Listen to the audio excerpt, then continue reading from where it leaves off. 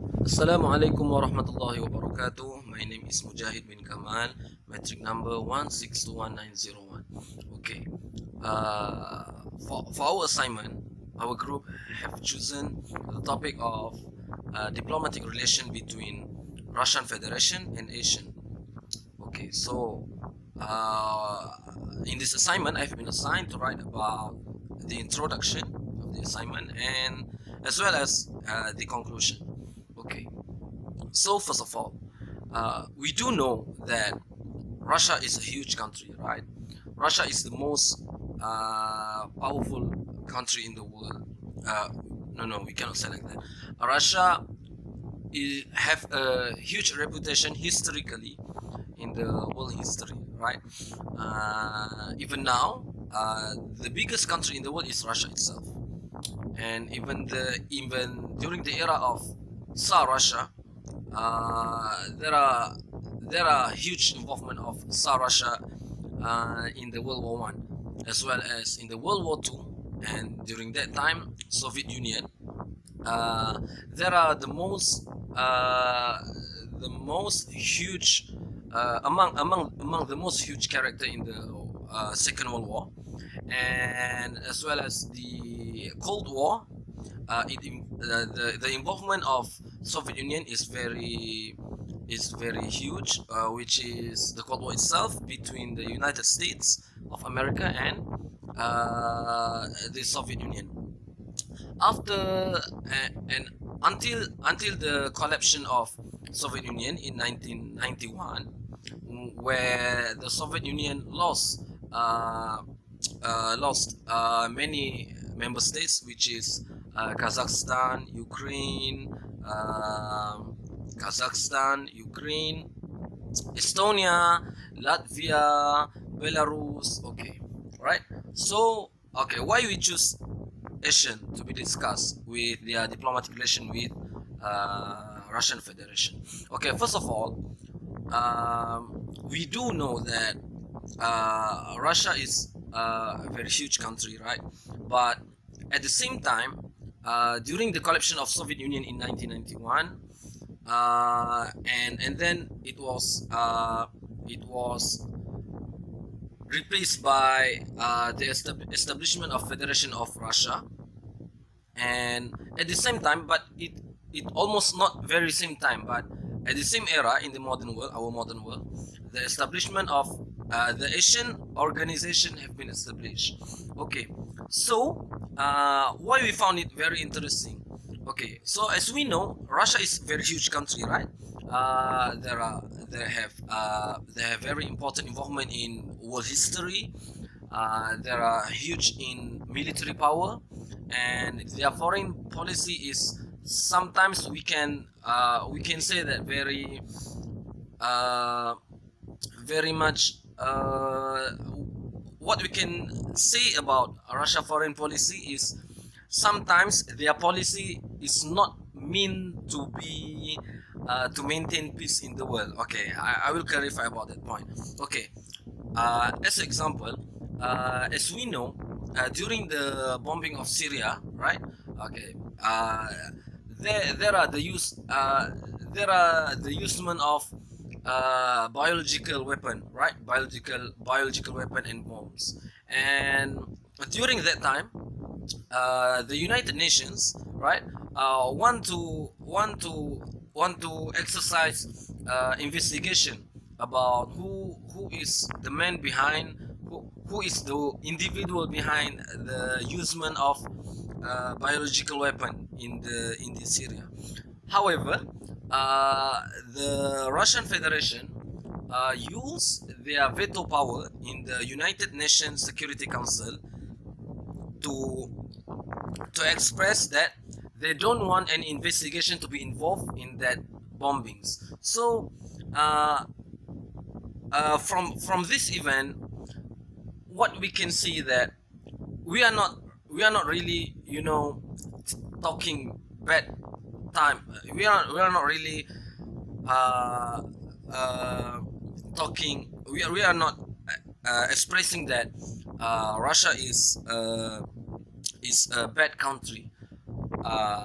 But we do believe that it is very interesting to study about how this kind of state, this kind of country like Russia, with all its so-called dictatorship actions, uh, although uh, although after the establishment of Russian Federation, uh, they declared themselves to be among the democracy country, but we can see the flaws in their system, government system, um, by looking at their actions in the world today.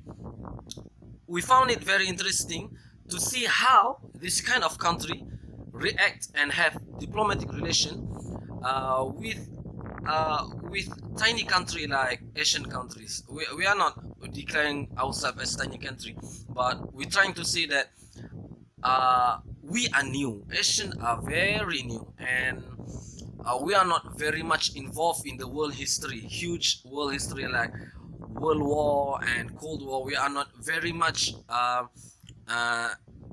involved in that kind of history, right?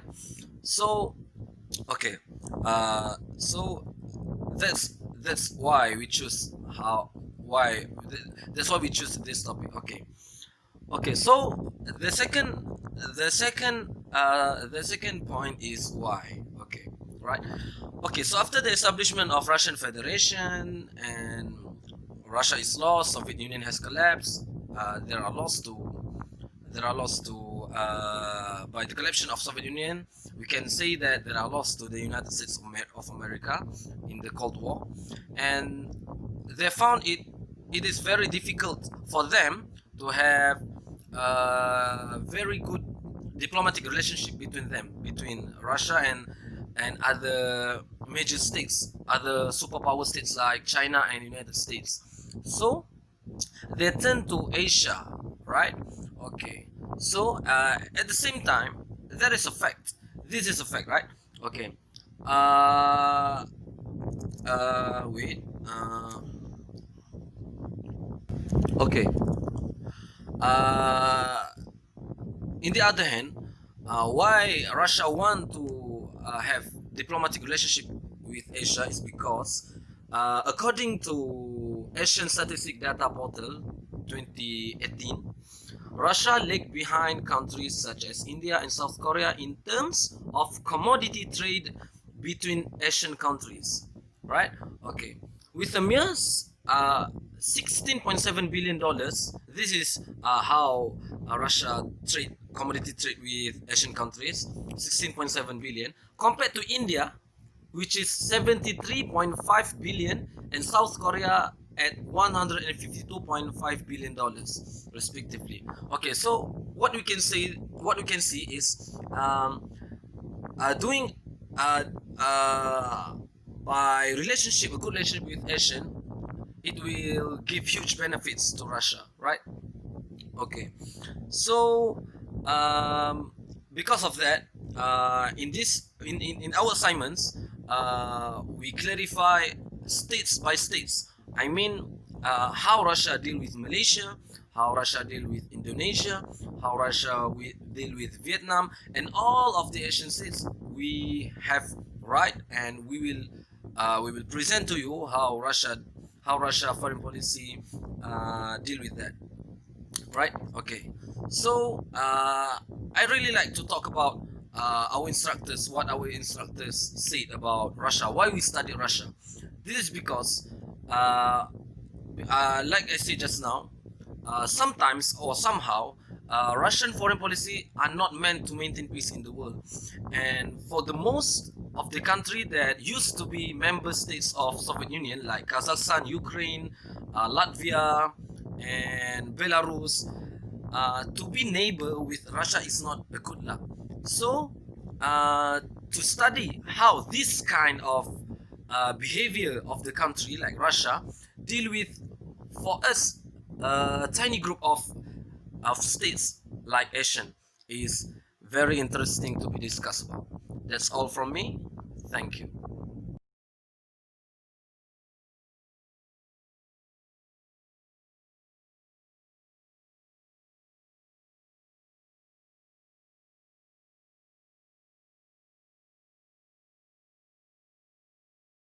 Assalamualaikum warahmatullahi wabarakatuh and a very good morning to our honorable lecturer. So today my name is Muhammad AZAMUDDEEN bin Ismail. So I will continue forward on the historical development of Russian ASEAN relations. So ASEAN was established back in 1967 that includes Malaysia, Indonesia, Singapore, Thailand and the Philippines. This is the main country that host main origin country of ASEAN in the first place. But in 1984, Brunei Darussalam was included, and later in 1995, the inclusion of Vietnam, which followed by Laos, Myanmar, and Cambodia into this association. So as we all know, Soviet Union was disbanded and legally ceased on 31st December in 1991. So this newly formed state, which called as the Federation of Russia, was preparing to set a new footstep to the road of democracy and market economy, even though the country did not still have a clear conception or guidelines on how to complete such transformation in the world's largest country. As this is because, as we all know, that Russia lands is considered as the biggest land that covers this whole world. So the ASEAN-Russian dialogue partnership could be traced back in 1991 when Kuala Lumpur hosted the opening session of the 24th ASEAN Ministerial Meeting, or known as AMM, with the Deputy Prime Minister of Russian Federation as a guest of Malaysian government. Russian and later on was elevated to the full dialogue partnership of ASEAN at the 29th of AMM in July 1996. During this dialogue was held in Jakarta, Indonesia. So what are the elements during the summit? Firstly was involving political and security cooperation, economic cooperation and socio-cultural cooperation. So as we all know, ASEAN and Russian maintains good political and security cooperation relation. A milestone in ASEAN-Russian dialogue relation that was when Russia acceded to the Treaty of Amity and Cooperation in Southeast Asia, or TAC, on 29th of November 2004. Russian accession to the TAC reflect her strong commitment to regional peace, stability and significant contribute to the TAC as an important code of conduct governing interstate relations. So Russia participate in a series of consultative meetings with ASEAN under the ASEAN-Russian dialogue relation to discuss and exchange views on political and security issues of mutual interest and concern. So this includes ministerial meetings, senior official meetings and meetings at the expert level, as well as dialogue and cooperation framework initiated by ASEAN, such as ASEAN Regional Forum ARF, the Post Ministerial Conference PMCs, on ASEAN Defence Ministers Meeting Plus and East Asia Summit.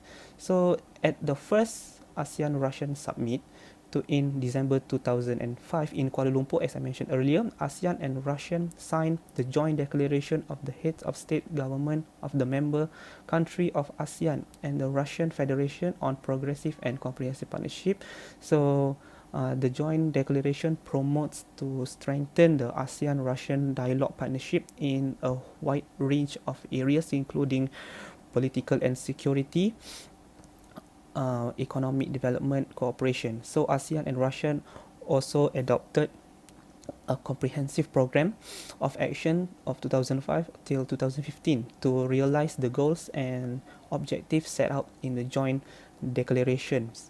Other than that, in economic cooperation, ASEAN and Russia agrees that they have potential for enhancing economic and trade cooperation, and that effort should be made further enhance the ASEAN-Russian trade and economic relations. So this includes through encouraging the private sectors and SMEs of the two sides to explore business opportunity with each other. So in December 2005, ASEAN and Russia concluded the agreements between the government of the member country of ASEAN and the government of Russian Federation on economic and development cooperations. So this agreement basically provides favorable conditions for the development of multifaceted cooperation between the two sides in economic, trade, investment, scientific, technological, and cultural areas. So the first consultation between the ASEAN Economic Minister or AEM, the Economic Minister of Russia, was held in August 2010 in Da Nang, Vietnam, which created a momentum to bring trade and economic relations to a new stage whereby the minister explored ways to increase trade and investment flows as well as economic cooperation between ASEAN and Russia, including trade facilitation, standards and conformance, energy, SME development, food security, tourism, air transport service, and renewable energy. So lastly, on the socio-cultural cooperations, in the area of cultural cooperation, ASEAN and Russians signed the ASEAN-Russian Agreement on Cultural Cooperation on the sidelines of second ASEAN-Russian Summit in October 2010 in Hanoi.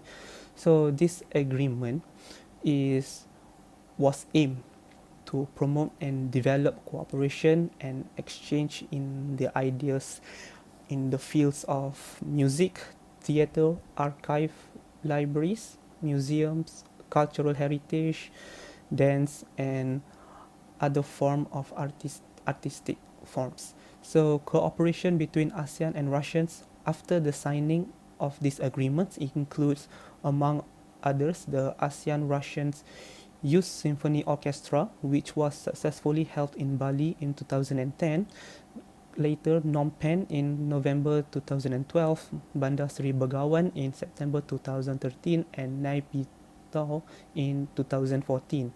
So as part of these commemorations of the 20th anniversary of the ASEAN-Russian dialogue relation, ASEAN and Russia designated 2016 as the ASEAN-Russian Year of Culture. So under this framework, an ASEAN-Russian Culture Minister meeting was convened in May 2016.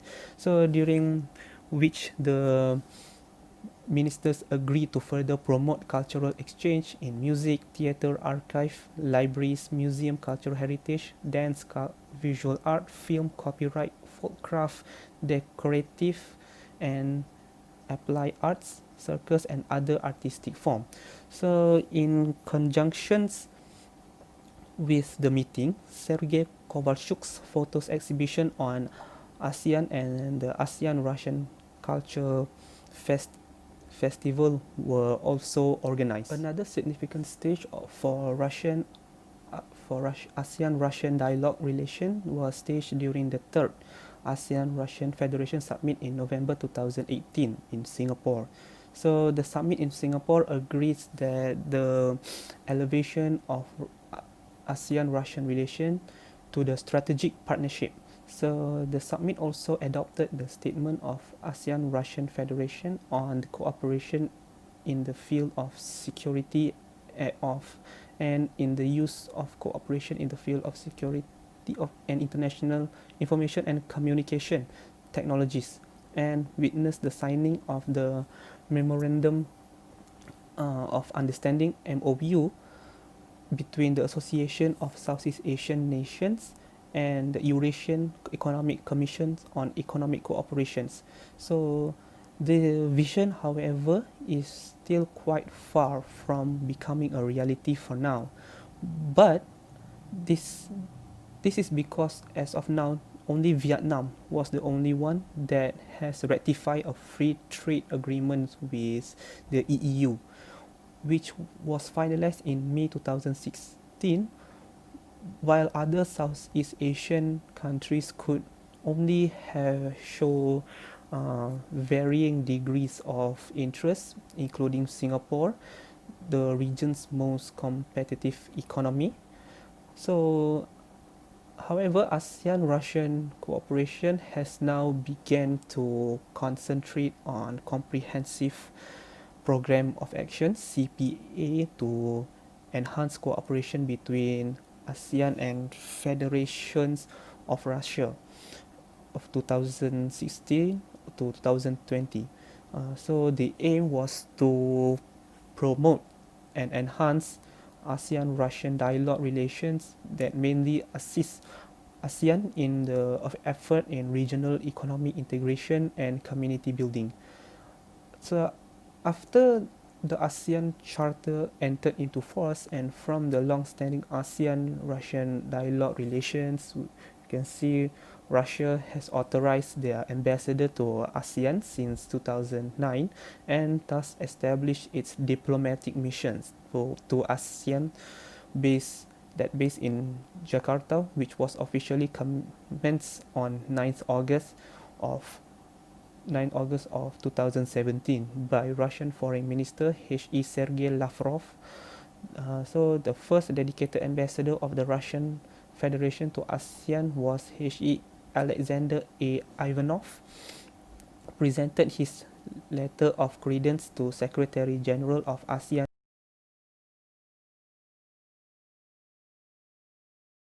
in October 2017. So that's all for my part. Let's continue to my partner.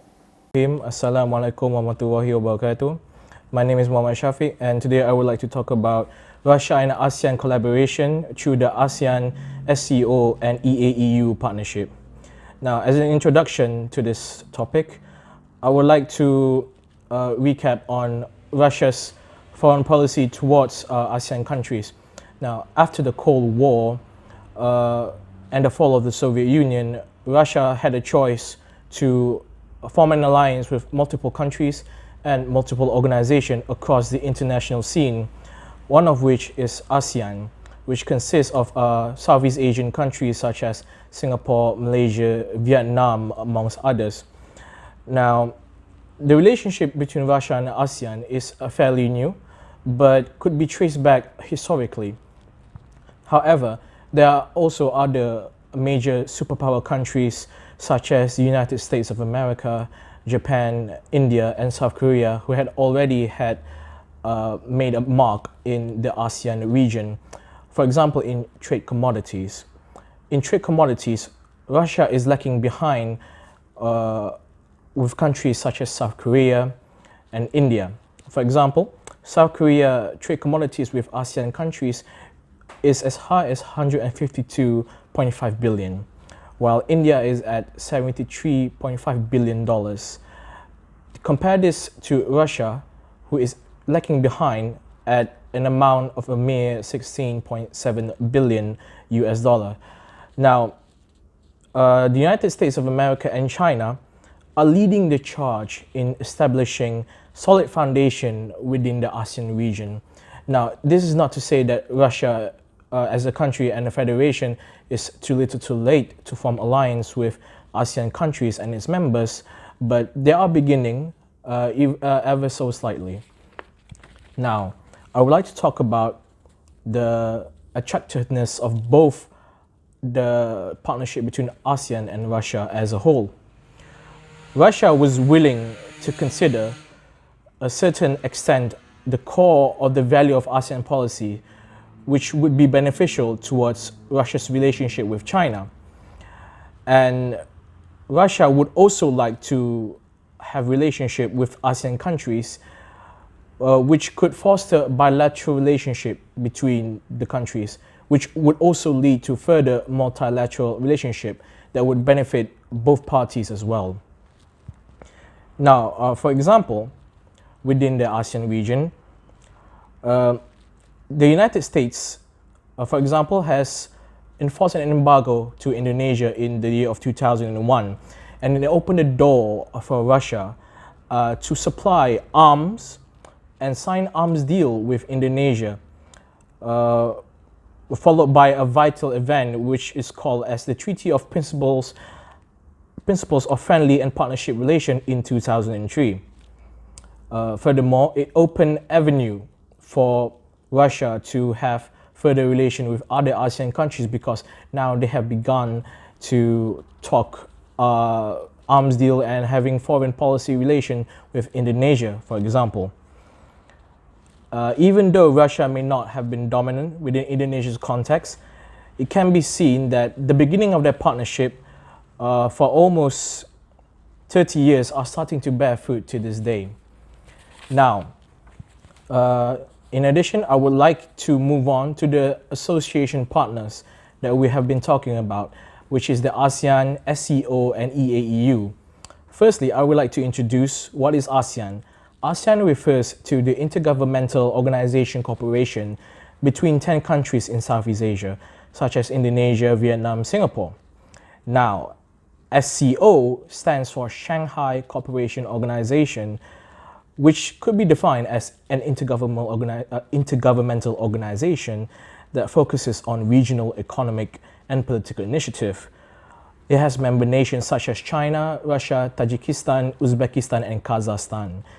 Now, EAEU refers to the Eurasian Economic Union, which is also defined as an international organization that was established through the Treaty on the Eurasian Economic Union, which supports integrated economic relation between member countries such as Russia, Belarus, Kazakhstan, and Armenia, among others.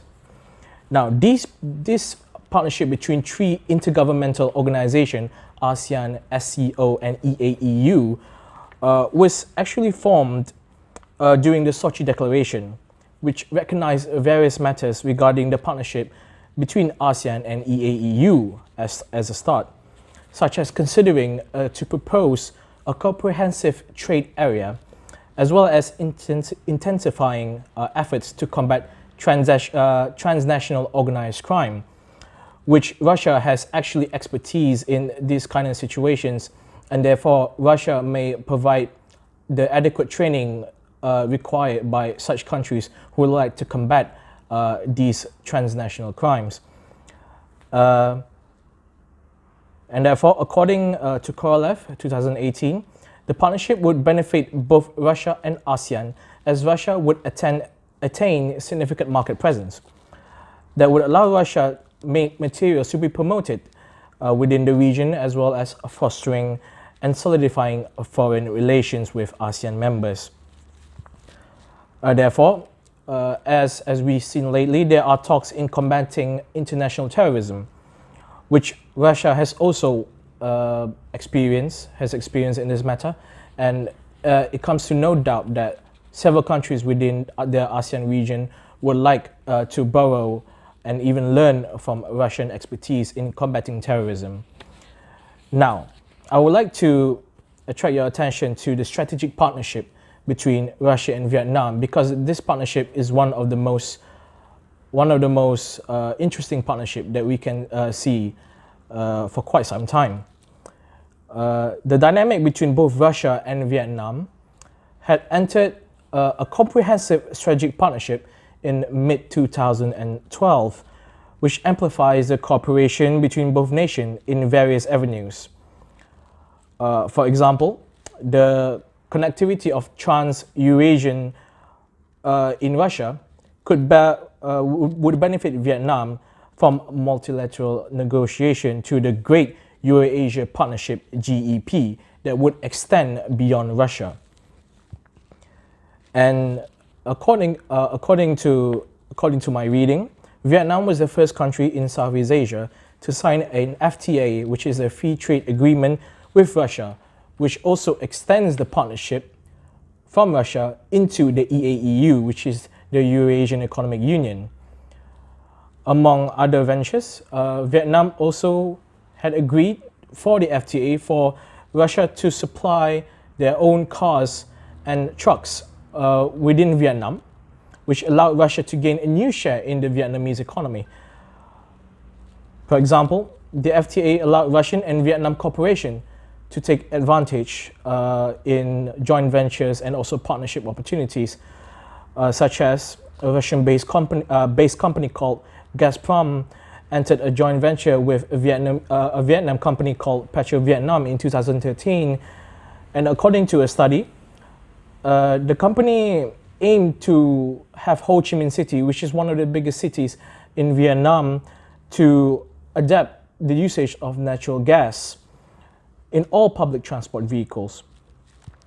Furthermore, there are also strategic partnership between these two nations, which could be highlighted by the example of Vietnamese investors, which are willing to pursue their ventures into Russia. According to a study, the 2014 accumulated foreign direct investment (FDI) of Vietnam in Russia was $2.7 billion, compared to Russia FDI figures in Vietnam, which is merely $1.02 billion. This is due to the fact that there are 300 Vietnamese companies which are currently present in the Russian market. And that is all for my presentation. Thank you.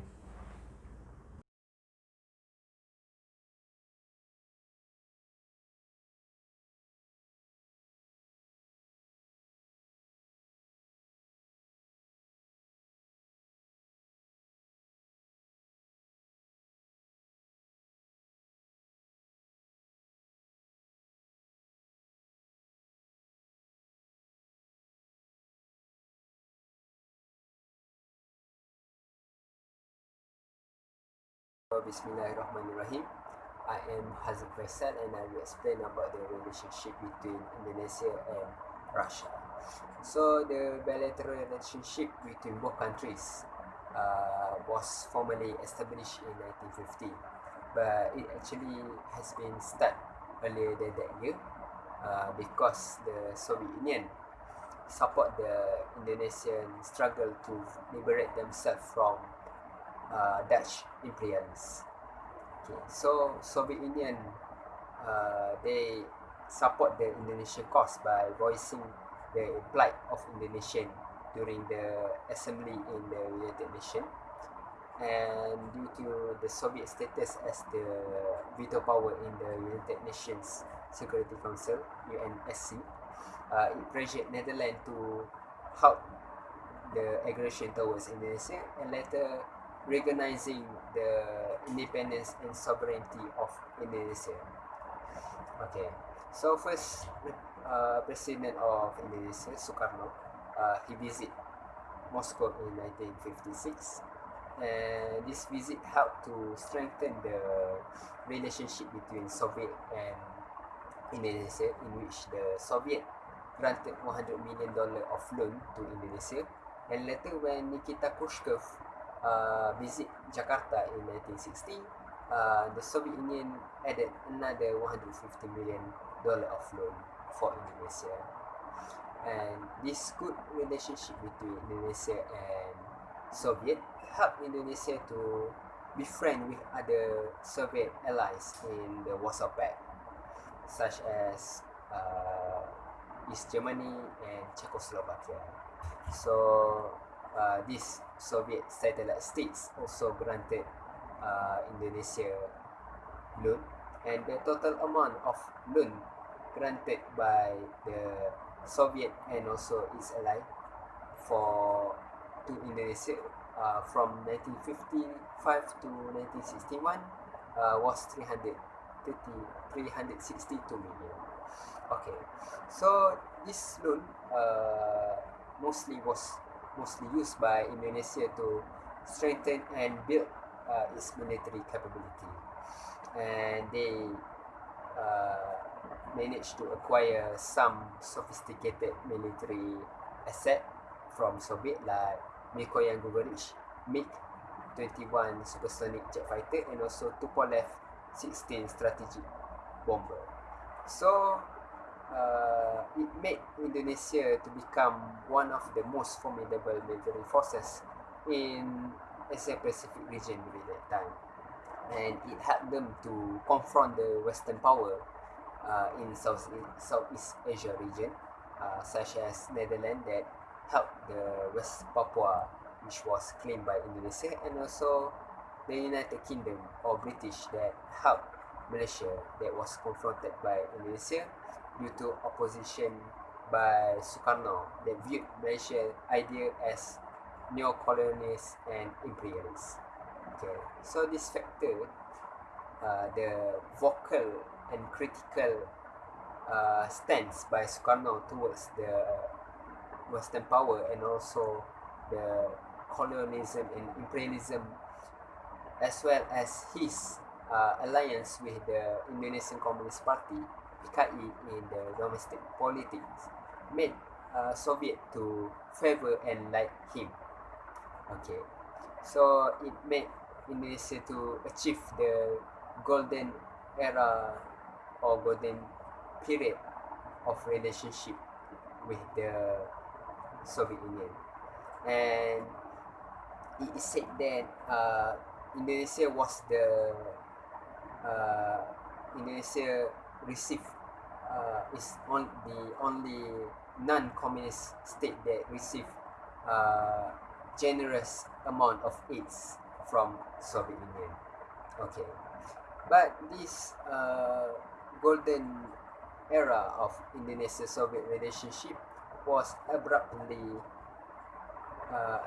shattered because nothing is forever, and it was ended because the PKI or Communist Party, they attempt a coup in 30 September 1965, and this failed coup killed several high-ranking military officers in Indonesian military, especially in the land branch of Indonesian military like Ahmad Yani, which was considered as the potential successor of Sukarno. And this PKI coup or the movement of Gestapo was crushed by Suharto.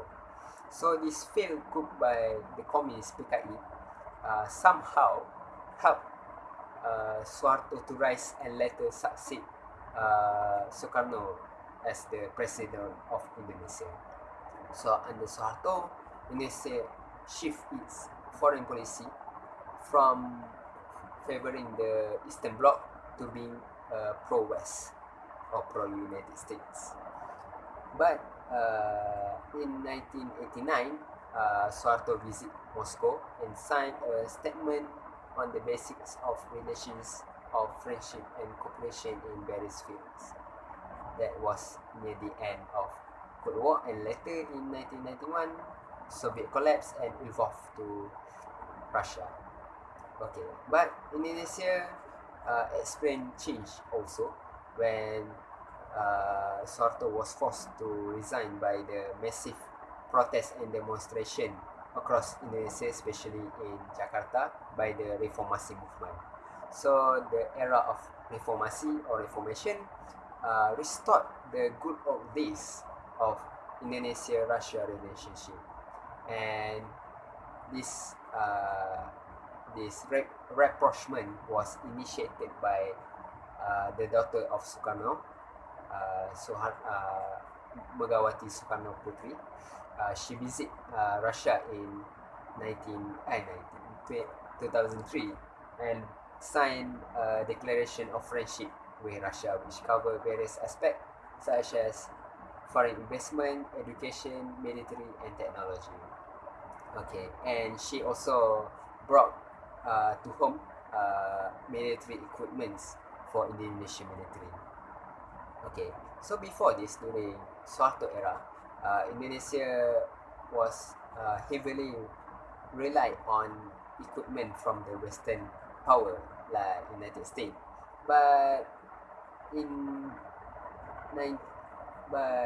Indonesia suffered arms embargo by the Western power due to Santa Cruz massacre in East Timor or Timor-Leste, which was under Indonesian rule during that time.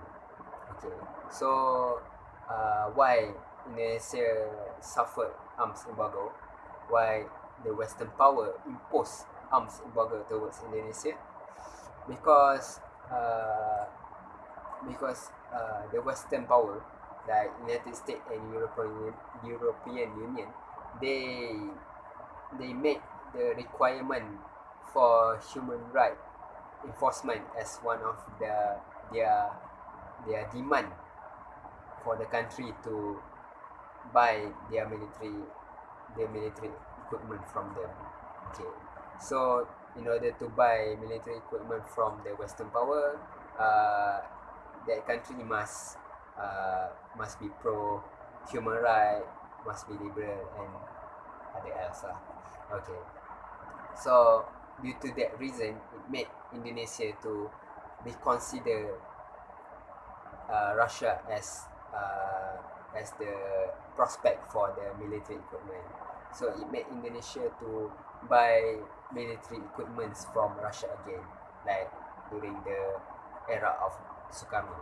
Okay, so the successor of Megawati, Susilo Bambang Yudhoyono, he maintained the good relationship between Russia and Indonesia by visiting Russia for 3 times during his administration, and he also backed Russian application to join World Trade Organization (WTO). In return, Russia support Indonesia's candidacy and position in international institutions such as United Nations Human Rights Commission. Okay, so after Susilo Bambang Yudhoyono or SBY, Joko Widodo or Jokowi took over, and currently he is the president of Indonesia as for now, and he managed to acquire more sophisticated military asset for Indonesian military, such as Panzer air defense system and also Sukhoi jet fighters, which total amount for this military asset was $2 billion. Okay, so I think that's all for me. Thank you. Spasiba.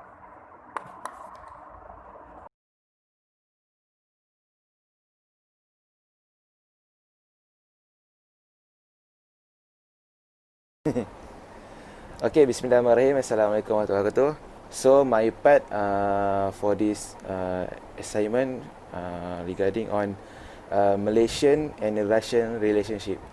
So for this country or for both country, we will cover on the issue of how the engagement of the technologies, the agriculture, the economic and businesses, and also the military equipment. Okay, done. Okay. Oh, I forgot, and also of the issue on the conflict issue regarding the MH17, which have been shot on the Ukraine, which is include of the Russian region. Okay. Okay. First, we must know the relationship between Russian and Malaysia has occurred since the regime of the Mahathir Mohamad during his as a Prime Minister of Malaysia since 1980 until to 2003, which they seem to have noticed on the strategy to have for the Russian to have relation with the Southeast Asia country. Okay.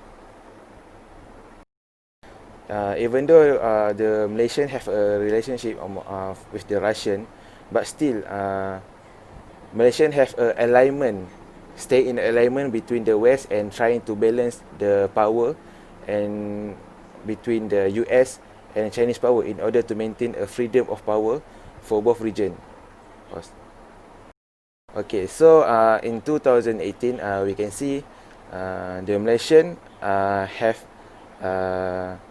wanted to continue the engagement with the Russian in the government of Pakatan Harapan for continue the development of the policy itself between Malaysian and the Russian. Russian is the second choice for the Malaysia to create a foreign policy among them, because Malaysia still have a top priority to make engagement United States and China regarding to several things such as of the trade and also on the businesses issue. Okay. For the issue of the conflict between the Russian and the Malaysia, there have been a security relation for both countries, which is need to clear explanation due to the incident of the Malaysian airline flight, which is MH17, has been taken down in the Ukraine. But until now, still there is Moscow refused to acknowledge the involvement of the Ukraine separatists, even though they have a conflict between the what we call opposition and the government in the Russian. So due to this incident, during the Russian ASEAN summit, Malaysia has cast a doubt on the Russian responsibility and need a final solution between of these issues. Okay, so we can see Malaysian economic relation with the Russian have increased from 425 million to 2.8 billion during 2003 until 2014, because we see that during this period of time, many of the businesses and trading have been done between Russian and the Malaysia. Okay, during 2003 and 2014, the economic relation has been increased. Unfortunately, in 2015, the devaluation of the value of Russian ruble decreased because of the MH17 issues, and fortunately, it will the value grew again, which has been increased, reaching 2.2 billion in 2016, and then remain stable until 2017. Okay. Okay. So focusing on several business and the trading, Malaysian relation on the business can be specific on electronic, machinery, palm oils and rubber from Malaysian during 2015 after the incident. Okay, so we can see by collaboration of the technology with the Russian during 2000 and until 2006, Malaysia remote sensing and communication satellites were launched in orbit by cooperation with the Russian. And in the next year, in 2007, one of the Malaysian astronaut, which is Tengku Sheikh Muzaffar Shah, participate in the space launch with the Russian mainnet space to launch in the ISS, which is International Space Station. So we can see during this time they have a collaboration among the Russian and the Malaysia regarding the technologies regarding to agriculture. Malaysian cooperate economically by increasing cross-border investment by all corporation. So Malaysian corporation, which is Petronas, who's purchasing around 1.1 billion equity stake from one of the Russian largest company, which is Rones. We can see after that there has a discussion among the both country to have a potential civilian nuclear energy agreement among both countries. We can see that Malaysia is interesting by the nuclear technology, but still this one is based on the report. Discussion is only on the preliminary talks, not go into deeper on the progress itself. Okay, so between Malaysian and Russian, we can see there are a lot of joint venture activities or joint venture project, which is such as biotechnology, vaccine, fertilizing production. They have Malaysian during 1991 have been purchasing armed and military equipment from the Russian. So this is not a shocking issues, because if we go deeper during the Mahathir time, we can see that there has a purchasing on the weapon from the Russian. So by total of the cost purchasing, it cost over 1.8 billion purchasing by Malaysian during 1991 and 2015. So just now we can see during that time was the Prime Minister was Tun Dr. Mahathir. So after a long time of war on the Cold War, after the Cold War, we can see Russian has recognized as the long time supply for Malaysia due to the advanced combat aircraft since 1994. So during that time, many of the aircraft, for instance, the entire squadron, for example, like 18 MIG 29 aircraft have been purchased by the Malaysian government to increase the military defense of the Malaysia during that time. So we can see the total out cost during this time almost like 600 million minimum have been purchasing by the Malaysian.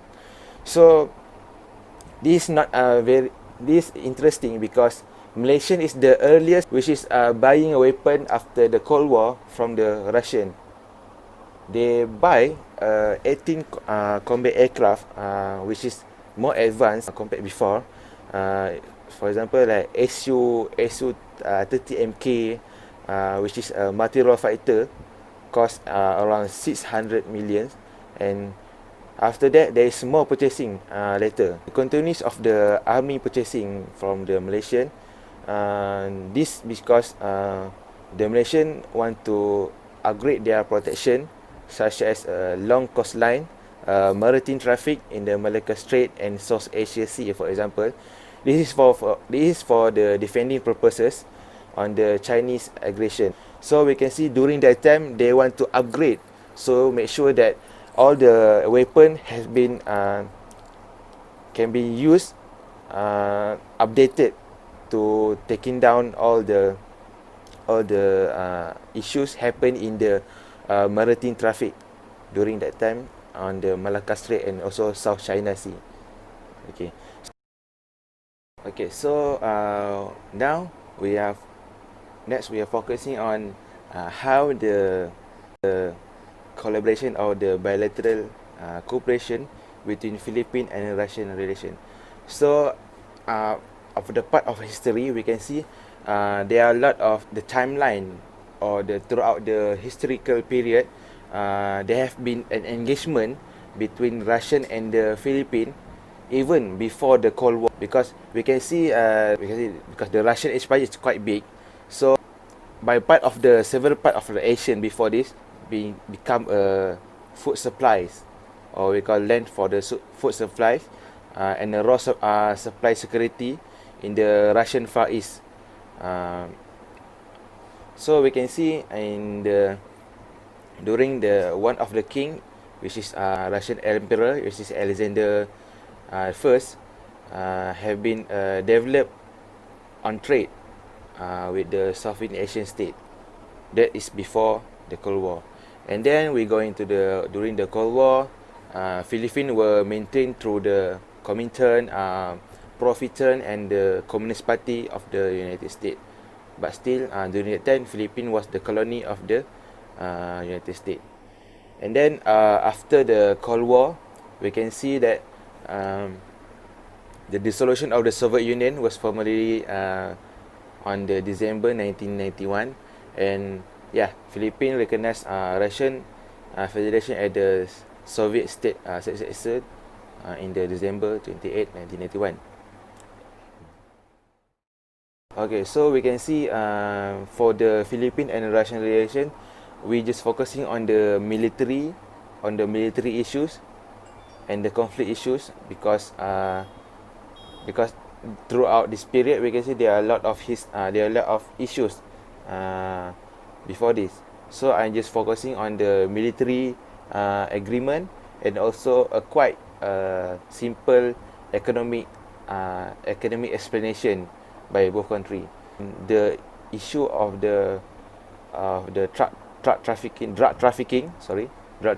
in the Philippines is a spark for the Duterte to seek help for the Russian because we can see this issue is not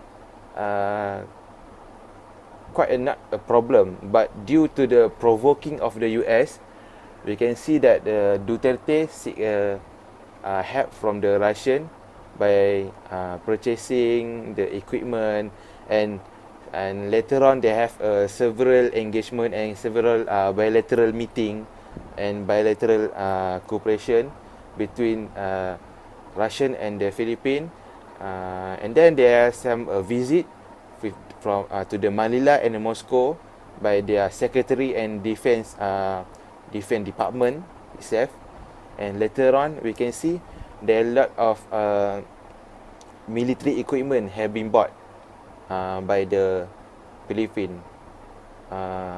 This is to reduce the what we call the terrorists from the southeast part of the Philippines, to make sure that the government remains stable and there's not be a revolution in the Philippines itself.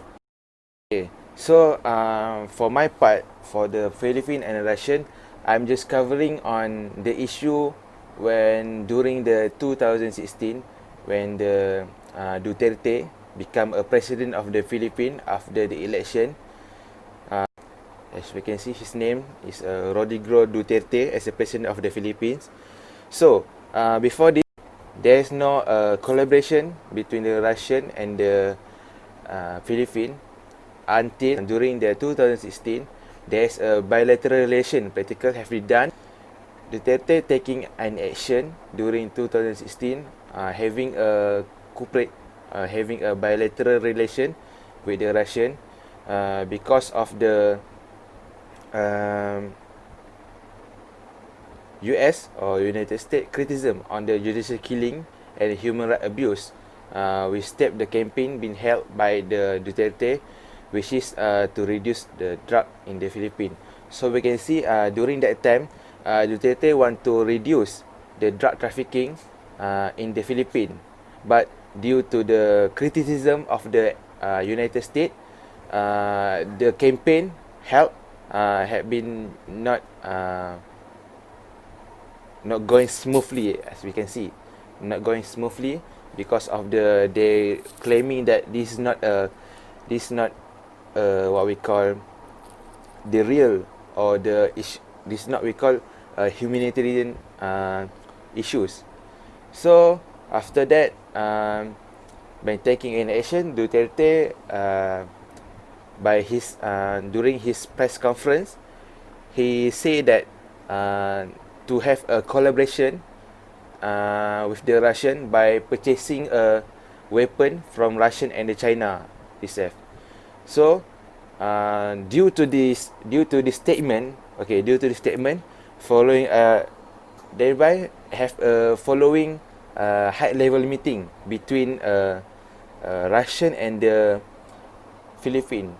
Due to that also, they have a certain public statement from the media and ship visit and the threat of sources showing that there have been a unity among of both sides.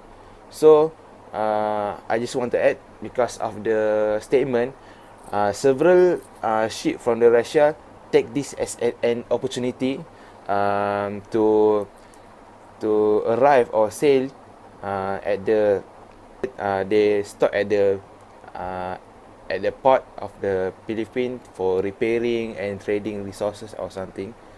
And later on,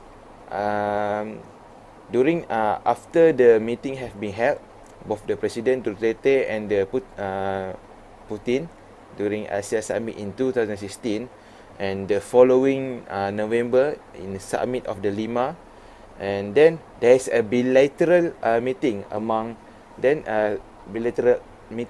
the Philippine Foreign Affairs Secretary and Defense Secretary they visit the Moscow, which is to have a talk on their objective to prevent the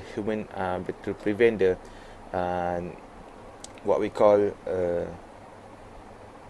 drug reducing campaign I don't know what can we call it. So we can see during that time, there is there's a clear understanding that both sides signed an agreement to train a presidential guard for Duterte, also providing the intelligence database for fighting terrorism from the south part of the Philippines. In the same time, Philippines seeking help from the Russian to prevent the what we call a revoke from the southeast Philippines, which is located at the Mindanao, which is the Islamic Party on them, try to push the Philippine government to give them a certain freedom and certain what we call policy to follow to make sure that they can live at their place at the Southeast Philippines. Sorry. Okay, pause. Okay, so after that, they have been following meeting in 2017, which is lead to the culmination of the cooperation between both of the countries, which later signing on the agreement to provide a military technical cooperation agreement. So after that, we can see Russian have an access to pursue their naval diplomacy with the Philippines. And also, there has been an occasion in the ship of the Russian Pacific Fleet, which is they visit the Manila freely anytime at the Philippine port due to the Duterte statement. This statement I have been mentioned before, which is due to this statement, the Russian ship can visit the Philippine port anytime. So by this opportunity, the Russian ship or the Russian media, since there is an invitation for unlimited access fueling, also repairing ship for them. So due to that, Russian agreed to supply the military equipment and also trucks and what we call ammunition. So this is the what we call initial understanding by both country. Unfortunately, we can see before this, Philippines using a US weapon. So we can see due to the lot of the equipment or military equipment have been sent or have been purchased by the Philippine government. So the issue is on the logistic itself, because most of the equipment before this is from the US. So to the issue on the warehouse, the warehouse on how to what we call to allocate the equipment, and also the procedure of to manage or to maintaining the weapon itself is very different compared to before. So by focusing on the businesses, on the point of the businesses, there has been a lost sale on the assault rifle from the US, and in the same time the army itself have a problem by using the AK from the Russian itself. So when it comes to bilateral defense cooperation, Russia and the Philippines has several site visit, also several visit, and also by the Philippine Army during Zapat 2017, which is the military exercise of the Russian in the September 2017. So by this during the visiting, the Philippines just bought RPG 7V RPG-7Z, also the grenade launcher from the Russian.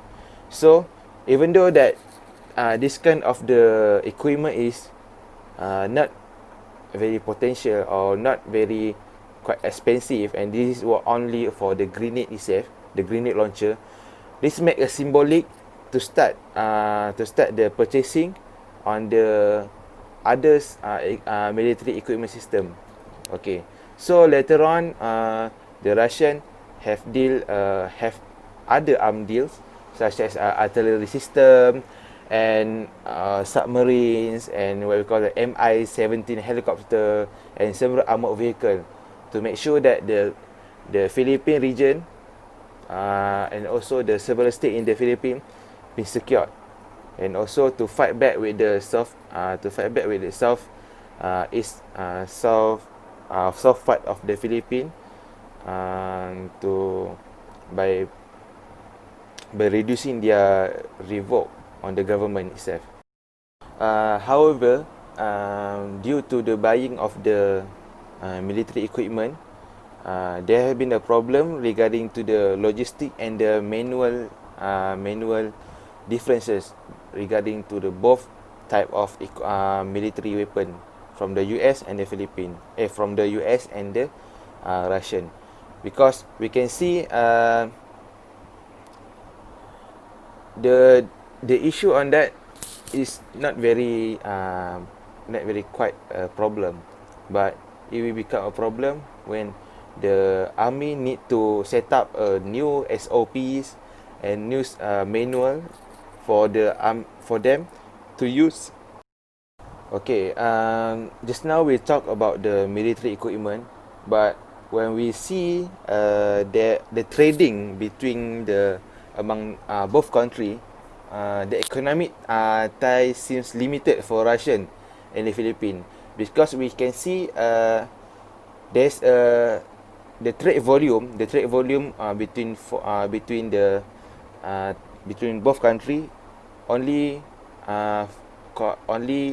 consists of 440 million, and from the Russian consists of export 145.8 million. So we can see that both of country the economy doesn't, or we call a slightly not very boost by focusing on their total trade volume. Okay, total trade volume, and noticing that both countries need a better strategies and plan to increasing productivity in terms of economic and tourism by create a negotiation on the direct flight, because we can see that by creating a direct flight from the Philippines to Russian, this will increase the tourism sector. So I think that's all for today, and thank you.